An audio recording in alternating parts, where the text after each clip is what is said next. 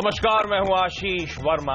Morning call में आपका स्वागत है। शुरुआत इस वक्त की हेडलाइंस के साथ। अमेरिकी फेड ने दरें 0.25% बढ़ाई। 3 महीने में दूसरी बार बढ़ी दरें। इस साल हालात ठीक रहे तो दरों में और 2 बार बढ़त होगी। दरें बढ़ने से अमेरिकी बाजार में जोश। डाउ में 100 पॉइंट से ज्यादा की तेजी। एशिया में मिलीजुली शुरुआत।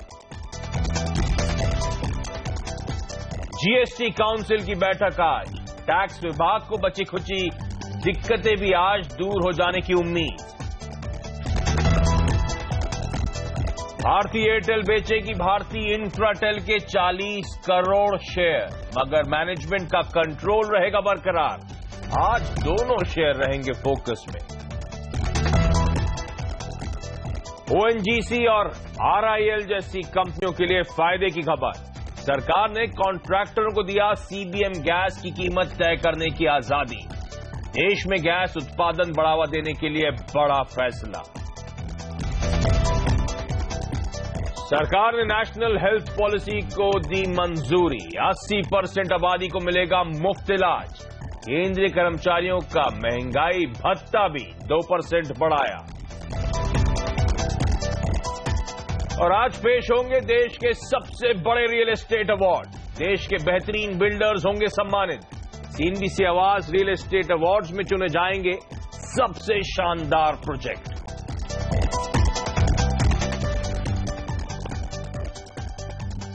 लेकिन बुलेटिन की शुरुआत करते हैं सबसे बड़ी खबर के साथ, जो अमेरिकी फेड की तरफ से आई है। यूएस फेड ने ब्याज दरों में 1.25% बढ़ोतरी का फैसला लिया है। साथ ही आगे भी दरें बढ़ाने की बात कही है।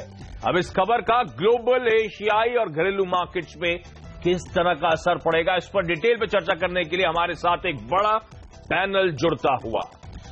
हमारे सीनियर एडिटर नीरज वाजपेयी, जिनसे समझेंगे फेड ने दरअसल क्या कहा और ग्लोबल मार्केट्स का किस तरह का रिएक्शन था। डीबीएस बैंक की इकोनॉमिस्ट राधिका राव, जिनसे समझेंगे इकोनॉमिस्ट क्या एंटिसिपेट कर रहे थे और आगे कितना हॉकिश अब फेड साउंड कर रहा है। भारतीय बाजारों, डोमेस्टिक मार्केट्स में किस तरह का रिएक्शन एंटिसिपेटेड है, एक्सपेक्टेड है, इस पे सीएनबीसी आवास के मार्केट एडिटर अनिल सिंह भी, और साथ ही साथ निफ्टी में क्या स्ट्रैटेजी हो, जो मोमेंटम ऑफ लेट पकड़ा है, क्या वो जस का तस बरकरार रहेगा। एंजल ब्रोकिंग के समीत चौहान से इस पे बातचीत करेंगे, लेकिन पहले चलते हैं मेरे सहयोगी नीरज वाजपेयी के पास। नीरज, 1/4% फेड ने दरें बढ़ा दी हैं, क्या डिटेल्स हैं, क्या बदला है पिछली कमेंट्री से, और इस स्टेटमेंट में, जो पिछली बार स्टेटमेंट और कमेंट्री थी, इस बार की जो स्टेटमेंट और कमेंट्री थी, कितना हॉकिश फेड साउंड कर रहा है? देखिए, फेड से जो उम्मीद थी कि एक हाइक होगी और 2017 में और कितनी हाइक हो सकती है, ये बाजार सुनना चाहता था, और उसको ये उम्मीद थी कि एक हाइक अभी होगी और 2 इस साल के अंत तक और हो जाएंगी। 2017 में कुल 3 हाइक, इसीलिए बाजार में एक रौनक देखने को मिली है। तो जो उम्मीद लगा के बैठे थे वो हुआ। दूसरा, वो सुनना चाहते थे जीडीपी और इन्फ्लेशन के बारे में। तो इन्फ्लेशन के बारे में फेड का ये अनुमान है कि अगले 1 से 2 साल के अंदर ये 2% को पार कर सकती है, और जीडीपी इस साल तो बहुत बदलाव नहीं होगा, लेकिन 2018 में उसका जो टारगेट है वो ऊपर जा सकता है, यानी वहां बढ़ेगी। इसका बेसिस क्या है कि जो इकोनॉमी में रिवाइवल है वो अच्छा दिख रहा है, उनको जॉब क्रिएशन बेहतर दिख रहे हैं। कई लोग तो ये कह रहे हैं, अब एक्सपर्ट, की बहुत ज्यादा फिस्कल स्टिमुलस देने की जरूरत नहीं है, क्योंकि जॉब मार्केट अच्छी ग्रोथ से चल रहा है और इन्फ्लेशन भी अपने टारगेट की तरफ बढ़ रहा है। तो बाजार की जो उम्मीद थी, बिल्कुल वैसी ही पॉलिसी आई है। कोई सरप्राइज नहीं दिया जेनेट येलन ने, जिससे कि बहुत ज्यादा लोग परेशान होते। इसलिए बाजार में आप बहुत बड़ी कोई अप स्विंग या कोई बहुत डाउन स्विंग नहीं देख रहे हैं। आप 2 दिन से जो कंसोलिडेट कर रहा था बाजार, उसके बाद उसने एक नेचुरल वे में लिया। दूसरी बात आप यहां ध्यान रखिए कि जेनेट येलन ने एक बहुत खास बात कही कि जो तमाम पॉकेट्स हैं पूरे यूएस के, उसमें कहीं कोई एक एबनॉर्मल एक्टिविटी देखने को नहीं मिल रही है। जो सरकार मूव्स अभी तक जो उन्होंने लिए हैं वो भी राइट डायरेक्शन की तरफ जा रहे हैं। तो इसलिए बाजार को ये पॉलिसी पसंद आई, इसलिए तेजी रही। आइए उन्हीं की मुझे सुनते हैं कि जेनेट येलन ने अपने शब्दों में कैसे कहा इसे। The Federal Open Market Committee decided to raise the target range for the federal funds rate by 1/4 percentage point, bringing it to 3/4 to 1%. Our decision to make another gradual reduction in the amount of policy accommodation reflects the economy's continued progress toward the employment and price stability objectives assigned to us by law. तो एक rate hike कहा जा रहा था, already baked in है, already priced इन है, और fade ने जो एक्सपेक्टेशंस थी उसमें एकदम एग्जैक्टली परफेक्टली फिट होता हुआ नजर आया। इनफैक्ट एक बैलेंसिंग एक्ट था। कल अगर आप जेनेट येलेन की स्पीच सुनते तो उन्होंने ये इंडिकेशंस दिए कि दरों में बढ़ोतरी आगे होगी, लेकिन उसको बैलेंस करा ये कहते हुए कि अभी भी फेड लेकिन डेटा डिपेंडेंट रहने वाला है। तो बाजार में जो डर था कई लोगों की कि शायद बहुत हॉकिश फेड साउंड करेगा, लकीली ऐसा हुआ नहीं है। तो एक बैलेंसिंग एक्ट था, ये अच्छी बात। एसजीएक्स निफ्टी आपकी स्क्रीन पे आना चाहिए, और गुरुवार की सुबह अच्छी ओपनिंग होने वाली है। दो बड़े इवेंट्स थे इस महीने के लिए, एक तो इलेक्शंस का आउटकम राज्यों के, और दूसरा ये फेड मीट, और ये भी बाजार पॉजिटिव ले रहा है। 3/4% से ज्यादा का उछाल पिछले कुछ दिनों के वेट एंड वॉच, इनफैक्ट कल के वेट एंड वॉच के बाद कहना चाहिए, अच्छी तेजी की एक्सपेक्टेशंस। अच्छा, चलिए राधिका राव भी अब मेरे साथ जुड़ती हुई। राधिका, हाय, गुड मॉर्निंग। किस तरह आप देख रही हैं इस आउटकम को? एज एन इकोनॉमिस्ट आप क्या प्राइसिंग कर रही हैं इस बार? फेड कितने मूव्स दिखा सकता है? क्या जो वाइडली एंटिसिपेटेड 2 और रेट हाइक्स वही होने वाली हैं? और ये कल के फैसले को उभरते बाजार यानी कि इमर्जिंग मार्केट्स कैसे लेंगे ma'am? Hi, good morning. I think जो ओवरनाइट हुआ है वो तो जैसे आपके कलीग ने कहा लास्ट डे एक्सपेक्टेड था। आई थिंक ये एक मार्केट चल के दे रहे हैं कि शायद वो डॉट प्लॉट जो रहता है यूएस का वो बढ़ेगा, लेकिन उसमें भी कोई चेंज नहीं हुआ। उनके next of the year projection में भी कोई चेंज नहीं हुआ। तो हमारे जो यूएस इकोनॉमिस्ट हैं वो सोचते हैं कि इनफैक्ट फेड का मानना है कि 3 हाइक होंगे इस साल, लेकिन हमारा मानना है, टीम का मानना है कि 4 होंगे इस साल। दैट मीन्स थोड़े और अग्रेसिव जो फेड एक्सपेक्ट कर रहे हैं उससे। तो इसका क्यों ऐसा होगा? प्राइमरली बिकॉज हमें लगता है अभी तो कोई फिस्कल पॉलिसी हुआ भी नहीं है। वो एक्स्ट्रा जो बोल रहे हैं प्रेसिडेंट, उनका भी वो पक्का नहीं हुआ है। इवन विदाउट दैट मोमेंटम काफी स्ट्रांग है। अब देखें होम प्रॉपर्टी का डेटा, इन्फ्लेशन का डेटा, एम्प्लॉयमेंट मार्केट का, सब में यही दिख रहा है कि काफी मोमेंटम है, और इसकी वजह से हमें लगता है वो और 3 बार बढ़ा सकते हैं इस साल। अगर आप पिछले उनके साइकिल्स देखें उसमें वो एक साल में 8 बार बढ़ाते थे। इस बार हम यही कह रहे हैं कि एक साल में 4 बार बढ़ाएंगे, मतलब आधे पेस पे, लेकिन स्लो एंड ग्रेजुअल, और इस साल एज वेल एज अगले साल भी कंटिन्यू करें। तो आई थिंक ओवरनाइट कुछ ज्यादा सरप्राइजेस नहीं थे, इसलिए मार्केट आई थिंक ब्रॉडली काम है या थोड़ा करेक्ट हुआ है। इंडियन मार्केट और बाकी EM मार्केट्स के लिए यही बन के चलता रहेगा कि वो 2-3 चीज देखेंगे, एक तो इक्विटी मार्केट कैसे चल रहा है और दूसरा डॉलर कैसे है। तो इक्विटी मार्केट स्ट्रांग थे और डॉलर नीचे आया है, मतलब दोनों EM मार्केट के लिए पॉजिटिव ही हैं। हाँ बिल्कुल। डॉलर इंडेक्स कल जब भारतीय बाजार बंद हो रहा था तो 101.63 पे था। इस समय 100.53 के लेवल्स आपकी स्क्रीन पर। डॉलर इंडेक्स ठंडा पड़ा है, ये एक पॉजिटिव है। जहां तक एक्सपेक्टेशंस की बात है, जो राधिका कह रही थी, बाजार मान रहा था 1 जून में और 1 दिसंबर में रेट हाइक आएगा, लेकिन राधिका कह रही है शायद 3 हाइक्स और देखने को मिल सकती हैं, 2 नहीं। तो ये एक दिक्कत की बात जरूर हो सकती है। और जहां तक डॉट प्लॉट की बात करी है, ध्यान रखिए फेड के जो तमाम मेंबर्स हैं उनके ग्राफ में एक्सपेक्टेशंस प्लॉट करी जाती हैं, आगे किस हद तक वो रेट हाइक्स एक्सपेक्ट कर रहे हैं। पिछली पॉलिसी से इस पॉलिसी में अच्छी बात यह है कि उसमें ज्यादा बदलाव नहीं हुआ है, तो ये एक पॉजिटिव हो सकता है। लेकिन नीरज, कल ग्लोबल मार्केट ने बड़ा अच्छा रिएक्शन, मैं तो खैर अमेरिकन मार्केट्स की बात कर रहा हूं, डाउ ट्रिपल डिजिट के आसपास का उछाल, एक रिलीफ रैली।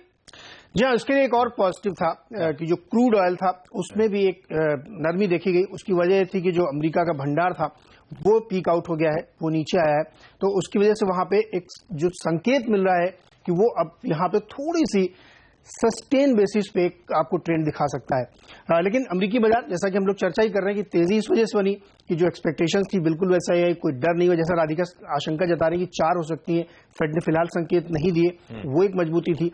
हाँ, एक रिस्क ये हो सकता है जो ट्रंप बार बार कह रहे हैं कि हम फिस्कल स्टिमुलस देंगे, अगर वो देंगे तो बहुत ज्यादा लिक्विडिटी सिस्टम में आएगी, फिर इन्फ्लेशन तेजी से भागेगा। तो जो चौथी हाइक की बात राधिका कर रही वो शायद हो सकती है। लेकिन भारतीय बाजारों के लिए संकेत आज के अच्छे हैं। डॉलर इंडेक्स काफी कमजोर हुआ है, गोल्ड में तेजी आई है, तो ये मजबूती के संकेत भारतीय बाजारों के लिए आज हो सकते हैं। अच्छे इलेक्शन आउटकम के बाद एक पॉज कल हमने ट्रेडिंग सेशन में आता हुआ देखा था। कल एकदम फ्लैट क्लोजिंग हुई थी, वो इसी नर्वसनेस के साथ, क्योंकि कल देर रात वो फेड मीट का आउटकम आने वाला था। लेकिन आज देखिए एसजीएक्स निफ्टी जो उछाल दिखा रहा है, और एफआईआईज की लगातार खरीदारी, जो फ्लोज आ रहे हैं उसी के चलते रुपया भी मजबूत हो रहा है। एफआईआईज ने कल फिर से 1100 साढ़े 1100 करोड़ रुपए के आसपास की बाइंग करी है। लेकिन आज का मार्केट कैसा रहने वाला है? सीएनबीसी आवाज की मार्केट से डेटा अनिल सिंह भी अब मेरे साथ जुड़ते हुए। अनिल जी, 50 बेसिस पॉइंट्स की हाइक होती तो धक्का लगता, और मेरे ख्याल से कोई रेट हाइक नहीं होती तो भी बाजार थोड़ा सा नर्वस हो जाता है अमेरिकी अर्थव्यवस्था को लेकर। तो मेरे ख्याल से ये बेस्ट पॉसिबल आउटकम आया है सर। भारतीय बाजार कैसे रिएक्ट करेंगे? एग्जैक्टली आशीष, जो बाजार सुनना देखना चाहता था वही हुआ है अमेरिकी फेड की तरफ से, और ऐसे में कहीं कोई पॉजिटिव या नेगेटिव सरप्राइज या शॉक नहीं है। और यही बाजार के लिए सबसे बढ़िया कि पॉलिसी स्टेबल दिखे और बाजार की उम्मीदों के मुताबिक चले, और एक हाइक और उसके बाद इस साल बाकी बचे हुए समय में 2 हाइक, यही बाजार सुनना चाहता था। तो ऐसे में सबसे बढ़िया बात जो अमेरिका में होती दिख रही वो ये कि इस डिसीजन के बाद अमेरिकी बाजार मजबूत है और डॉलर इंडेक्स फिर से 100 की तरफ बढ़ता हुआ नजर आ रहा है, जो कि भारतीय बाजारों के लिए इससे बढ़िया कोई बात हो नहीं सकती। सबसे बढ़िया इस वक्त जो मुझे भारतीय बाजारों के लिए नजर आ रहा है वो ये कि अब अगले 3 हफ्ते आपके लिए मैदान एकदम खुला है, कहीं कोई रिस्क नहीं। अब कोई एक भी ऐसा फैक्टर सामने नजर नहीं आता जब तक कि रिजल्ट सीजन शुरू ना हो जिसकी वजह से अब हमें चिंता करनी है। तो अब सिर्फ और सिर्फ फ्लोज पर नजर रहेगी और डॉलर इंडेक्स पर नजर रहेगी, जो कि बहुत कंफर्टेबल है। और फ्लोज में देखिए आशीष, कल घरेलू फंड्स भी खरीदते हुए नजर आ रहे हैं, उन्होंने भी कल थाम ली है और एफआई स्टॉक खरीदारी के मूड में आ ही चुके। तो ऐसे में कोई वजह नहीं कि हम 9,200 की तरफ न बढ़े आज। तो पहला तो 9,125 का टारगेट, और शायद खुलते ही हम एक नया हाई आज फिर से बनाए और उसके बाद 9,200 की तरफ बढ़ता हुआ नजर आएगा। हाँ, थोड़ा सा 9,200 के आसपास मुनाफा वसूली आ सकती है, रुक सकता है, लेकिन उसके बाहर निकलने के बाद तेजी और बनेगी। तो आज डे ट्रेडर्स को स्टॉप लॉस रखना चाहिए 9,050 का, और बहुत गैप से खुल जाए तो फिर 9,100 के स्टॉप लॉस से भी काम चल जाएगा। और ऊपरी स्तरों पर आप 9,125 और 9,200 ये 2 लक्ष्य रखे। बैंक निफ्टी भी काफी मजबूत दिख रहा है और मुझे लगता है बैंक निफ्टी में भी 21,050 के स्टॉप लॉस के साथ खरीदारी का एक मौका बनता है। यहाँ भी अच्छी तेजी बन सकती है और 21,250 और उसके बाद 21,400 ये 2 लक्ष्य बैंक निफ्टी के लिए हो सकते हैं। मिड कैप स्मॉल कैप शेयरों में भी एक्शन बरकरार रहेगा। तो मैं चौतरफा खरीदारी की उम्मीद कर रहा हूँ और अगर मुझे आश्चर्य नहीं होगा अगर आज 9,200 स्क्रीन पर दिख जाए। तो खरीदारी करने के मौके ढूंढने 9200 तक के लक्ष्य के लिए आप निफ्टी पे अप्रोच करें। इनफैक्ट बैंक निफ्टी जहां पे आउट परफॉर्मेंस कंटिन्यू होता हुआ वहां पे भी खरीदारी करने के आपको मौके ढूंढने चाहिए। चलिए बाजार पे एक और एक्सपर्ट एंजल ब्रोकिंग के समीत चौहान अब मेरे साथ जुड़ते हुए। समीत, चार्ट्स की रीडिंग क्या कहती है? ये मोमेंटम जो इंडियन मार्केट्स ने ऑफ लेट पकड़ा है ये इंटैक्ट रहने वाला है क्या? निफ्टी पे इवेंचुअल टारगेट्स क्या होंगे? गुड मॉर्निंग आशीष। देखिए, लास्ट 2-2.5 महीने से यही हमारी सलाह रही है कि कोई भी डिप में आपको बाइंग अपॉर्चुनिटी देखनी है। भले मार्केट्स ओवरबॉट टेरिटरी में है, बट ऐसे जब स्ट्रांग बुल रन होता है तब आपको ये ओवरबॉट टेरिटरी के रूल्स थोड़े अवॉइड करने होते हैं और डायरेक्शनली हर एक डिप में बाइंग करनी होती है। और अगर हमने देखे हैं ट्यूसडे को एक मेजर लेवल, साइकोलॉजिकल लेवल 9,000 और ऑल टाइम हाईज अपने ऑल टाइम हाईज एक ब्रेकअवे गैप से टूटे हुए, तो ये पॉजिटिव डेवलपमेंट माना जाता है। तो हमें नहीं लगता बहुत जल्दी अभी ये गैप फिल हो जाएगा। तो अभी 9,8950 का काफी स्ट्रांग सपोर्ट बन गया। इनफैक्ट अगर जो पैटर्न डेवलप हुआ है बड़े चार्ट पे, उनका थियोरेटिकल टारगेट तो 5 डिजिट के प्लस भी होता है। बट एटलीस्ट नियर टर्म में हम एक्सपेक्ट कर रहे हैं निफ्टी को ये मोमेंटम और कंटिन्यू रहेगा और टारगेट्स थोड़े हमने बड़े ही रखे हैं। डायरेक्शनल टारगेट्स रखने चाहिए, अराउंड 9,400, 9,500 के भी टारगेट देख सकते हैं हम। 8,950 का क्लोजिंग बेसिस स्टॉप लॉस होना चाहिए, बट अगर आज गैप अप होता है 9,120 के ऊपर तो हमें लगता है कल के लो के नीचे ही स्टॉप लॉस रखना चाहिए, जो 9,050 का होगा, और टारगेट आने वाले कुछ वीक्स में 9,400 से 9,500 के होंगे। और मुझे याद है समीत लगातार बुलिश थे जब मार्केट गिर रहा था, कंसोलिडेट हो रहा था, खरीदारी करने की सलाह दे रहे थे, और अब देखिए खरीदारी करें और इवेंचुअली 9,400 से 9,500 तक के लक्ष्य के लिए आप अप्रोच करें। तो तैयार हो जाइए। दोनों एक्सपर्ट्स मानते हैं निफ्टी में खरीदारी करने के मौके। तो एक और अच्छा सेशन आज हमारे सामने नजर आता है। समीत, क्विकली आज के लिए स्टॉक स्पेसिफिक आइडियाज कौन से हैं? जी हाँ, पीएनबी होगा। कल हमने एक पीएसयू बैंकिंग में अच्छा खासा पॉजिटिव ट्रैक्शन देखा था काफी टाइम के बाद, तो पीएनबी में बाइंग की सलाह होगी for target of 155, stop loss 142.5। और सेकंड बाय सीमेंस में होगा जिसने ट्यूसडे को एक क्लियर ब्रेकआउट दिखा था। कल थोड़ा कंसोलिडेशन देखा है, बट 1290 के टारगेट के लिए उसमें खरीदारी की जा सकती है। 1222 का स्टॉप लॉस होगा। ओके, तो निफ्टी में खरीदारी अनिल आज के लिए कह रहे हैं 9,200 के टारगेट, समीत अगले कुछ वीक्स के लिए कह रहे हैं 9,400 से 9,500 तक के लक्ष्य के लिए अप्रोच करें। जो स्टॉक कॉल्स आई हैं पंजाब नेशनल बैंक और सीमेंस, दोनों में खरीदारी करने के मौके। राधिका, अनिल, समीत, आप तीनों का बहुत बहुत धन्यवाद। नीरज, आप मेरे साथ बने रहें, आपसे आगे स्टॉक से न्यूज लूंगा, लेकिन कुछ और एक्सपर्ट्स के कॉल्स आपकी स्क्रीन पर आएंगे। बोनांजा पोर्टफोलियो की आज की टॉप रिकमेंडेशन है एक्साइड इंडस्ट्रीज, खरीदें 217 का स्टॉप 225 से 227 के टारगेट्स के लिए। जेकेडी व्यू पॉइंट के जेके दोषी का मानना है टाटा स्टील बेचने के मौके ढूंढने चाहिए। 487 के स्टॉप के साथ 460 के लक्ष्य के लिए आज ही नहीं अगले 2 से 3 दिनों में शायद ये आपको लक्ष्य या टारगेट स्क्रीन पे नजर आएंगे। इक्विटी रश की आज की टॉप स्ट्रैटेजी या फिर टॉप बाय है आईआरबी इंफ्रा 240 का स्टॉप 253 के टारगेट्स के लिए। लेकिन चलिए आज कौन से टॉप 5 शेयर्स रहेंगे फोकस में खबरों की वजह से। नीरज मेरे साथ बने हुए। नीरज बताएं। देखिए पहला स्टॉक तो होगा इंडियन ऑयल कॉर्पोरेशन और कल कैबिनेट की बैठक में इनका एक जेवी था लुब्रिजॉल इंडिया के साथ, उसमें 24% हिस्सेदारी बेचने की इनको मंजूरी दे दी गई। तो ये स्टॉक आज रडार पे आप करना चाहिए, हरकत हो सकती है। ओएनजीसी के लिए एक अच्छी खबर है, जो सीबीएम होता है कोल बेड मीथेन गैस, उसके लिए जो प्राइसिंग है उसकी आजादी इन कंपनियों को दी गई है। तो ओएनजीसी और आरएल जैसे स्टॉक्स को यहाँ पे तेजी देखने को मिल सकती है, फायदा यहां पे हो सकता है। तीसरा स्टॉक एचसीएल टेक्नोलॉजीज होगा, यहां पे भी बाईबैक की खबर आई है और 20 मार्च को बोर्ड बैठक होगी जिसमें ये तय किया जाएगा।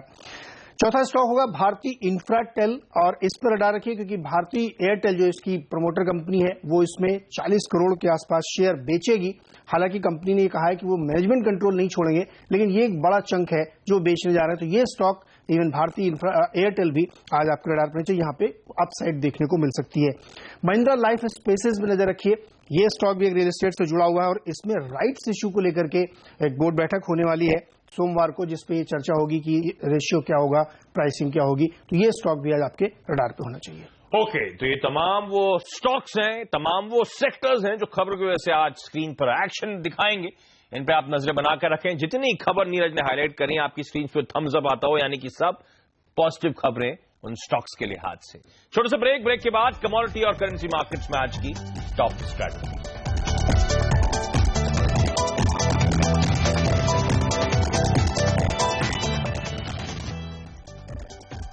ब्रेक के बाद आपका स्वागत है और अब बात करते हैं कमोडिटी और करेंसी मार्केट्स। अमेरिकी क्रूड भंडार में गिरावट के बाद क्रूड के दाम बढ़े हुए नजर आए और फिलहाल ब्रेंट क्रूड $52 के ऊपर कामकाज कर रहा है। यूएस फेड के ब्याज दरों में बढ़ोतरी करने के बाद सोने के दाम में भी तेजी आई है, लेकिन आज कहां कमाई होगी? आज की टॉप स्ट्रैटेजीज क्या है? कार्वी कॉर्पोरेट का मानना है सोना खरीदारी करने के मौके ढूंढने ब्याज दरें बढ़ने के बावजूद अमेरिका में, क्योंकि जैसा एक्सपेक्टेड था, जैसा वाइडली एंटिसिपेटेड था, जो प्राइस दिन था वही आउटकम आया है। इसीलिए शायद वो ओवरहैंग खत्म होता हुआ और खरीदारी करने के मौके 28,100 के लक्ष्य के लिए अप्रोच करें, 27,870 पर अपना स्टॉप लॉस प्लेस करें। कच्चा तेल, इसमें हमने देखा ग्लोबल मार्केट में थोड़ा सा उछाल और भारतीय बाजारों में भी कार्वी कॉर्पोरेट मानता है खरीदारी करने के मौके होने चाहिए 3280 के टारगेट्स के लिए 3100 के स्टॉप के साथ, और रुपया बेचने की सलाह है। 65.73 के लेवल्स पर आए तो रुपया बेचें 65.57 के टारगेट्स के लिए। तो पिछले 2 दिनों से गजब की मजबूती रुपए में, वो एक्सपेक्टेड है, एंटिसिपेटेड है कि मजबूती कंटिन्यू रहेगी।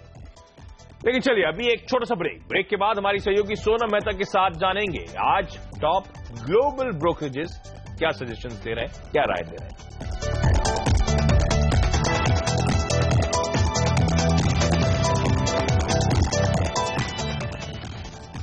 ब्रेक के बाद आपका स्वागत है और आज दिग्गज ब्रोकरेज हाउसेस किन शेयरों पर निवेश करने की सलाह दे रही हैं, फिर उनके कॉल्स क्या हैं। मेरी सहयोगी सोनम मेहता अब जुड़ती हुई। सोनम हाय, गुड मॉर्निंग, बताएं। गुड मॉर्निंग आशीष। सबसे पहली रिपोर्ट यूनाइटेड स्पिरिट्स पर आई है। सीएलएसए ने डाउनग्रेड कर दिया यूनाइटेड स्पिरिट्स को, अंडर परफॉर्म से अब बिकवाली की रेटिंग दे रहे हैं। लक्ष्य 2100 का रहेगा। उनके मुताबिक इस सेक्टर में काफी सारे रेगुलेटरी इश्यूज इस वक्त बने हुए हैं। हाईवेज के अराउंड जो लिकर बैन लगा हुआ है, साथ ही जीएसटी के कारण टैक्स में कितनी बढ़ोतरी होगी, इन सब के अनसर्टेनिटी के कारण इस सेक्टर पर दबाव बना रहेगा। इस कंपनी के लिए जो की फैक्टर रहेगा वो है फाइनल वर्डिक्ट लिकर बैन पर सुप्रीम कोर्ट का, और जीएसटी किस तरह लागू होगा इस पर नजर खास रहेगी। एफएमसीजी सेक्टर पर नजर पड़ी है डॉयशे बैंक की। डॉयशे बैंक ने अपग्रेड किया है एचयूएल, कोलगेट और इमामी को होल से अब खरीदारी की रेटिंग दे रहे हैं। लक्ष्य एचयूएल के लिए 1050 का, कोलगेट के लिए 1100 का, इमामी के लिए 1200 का। उनके मुताबिक जो कंज्यूमर कॉन्फिडेंस बेहतर हुआ है डिमोनेटाइजेशन के कारण, और साथ ही जो जीएसटी लागू होगा, और साथ ही जो रूरल ग्रोथ जबरदस्त दिखाई दे रहा है, इस सब का फायदा इस एफएमसीजी सेक्टर को मिलने वाला है। ओके, और जाते जाते आपको एक और बात बता दूं, आज देश के सबसे बड़े रियल एस्टेट अवार्ड्स मुंबई में दिए जाएंगे। सीएनबीसी आवाज रियल एस्टेट अवार्ड्स में देश के सबसे बेहतरीन बिल्डर्स का सम्मान किया जाएगा। देश के अलग अलग शहरों में 4 कैटेगरी में सबसे अच्छे प्रोजेक्ट्स को सम्मानित किया जाना है। अफोर्डेबल, मिड लग्जरी और अल्ट्रा लग्जरी कैटेगरी में खिताब पाने के लिए इस साल 18,000 से ज्यादा प्रोजेक्ट्स के बीच कड़ा मुकाबला है। इसके अलावा most reliable builder, best home loan provider, builder of the year और लाइफ टाइम अचीवमेंट जैसे स्पेशल अवार्ड्स भी दिए जाएंगे। आज शाम 6:30 बजे से CNBC आवाज पर अवार्ड्स का सीधा प्रसारण आप देख सकते हैं। जाता थे SGX निफ्टी मजबूती के साथ शुरुआत के इंडिकेशंस आज के लिए 9200, अगले कुछ हफ्तों के लिए 9400 से 9500 तक के टारगेट्स ले अप्रोच करने की सलाह एक्सपर्ट्स देते हैं। मॉर्निंग कॉल में इतना ही, छोटा सा ब्रेक के बाद स्टॉक 2020।